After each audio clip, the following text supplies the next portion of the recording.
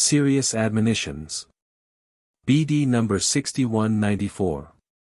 February 21, 1955, Time and again I admonish you to detach yourselves from the world.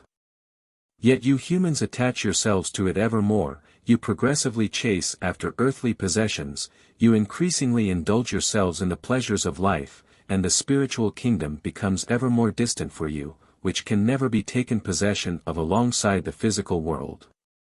And that is your ruin, the fact that you hand yourselves over to the Lord who draws your souls down so that you get ever more entangled in his nets of lies, which are gold-plated and therefore not recognized for what they are.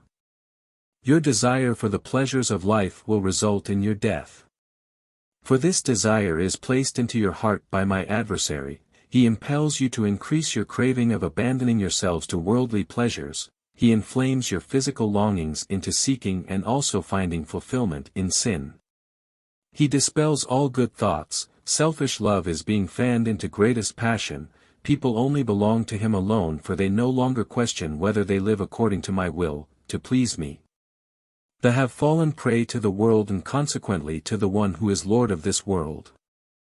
Dense darkness is spread across earth because no spiritual ray can penetrate it, and in this darkness my adversary has an easy game, he captures countless souls and prepares their fate which they are incapable of realizing in their blindness. He will certainly give them whatever they desire in earthly life, yet their fate after the death of their body will be a dreadful one.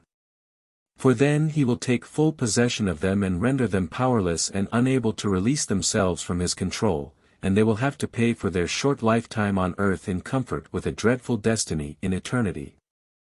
Yet regardless of how seriously it is presented to people, regardless of how urgently they are admonished and warned against the enemy of their souls, they won't listen and steadfastly keep their eyes on the world, which attracts them with its radiance.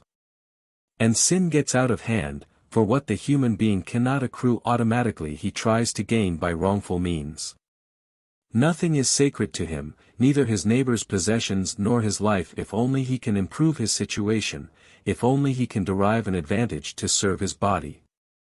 And with an attitude like that the light cannot possibly penetrate his heart, he lives in deepest darkness and feels comfortable therein.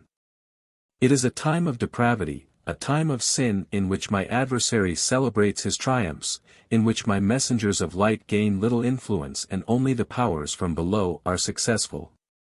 My adversary is reaping a rich harvest, and the time is approaching its end.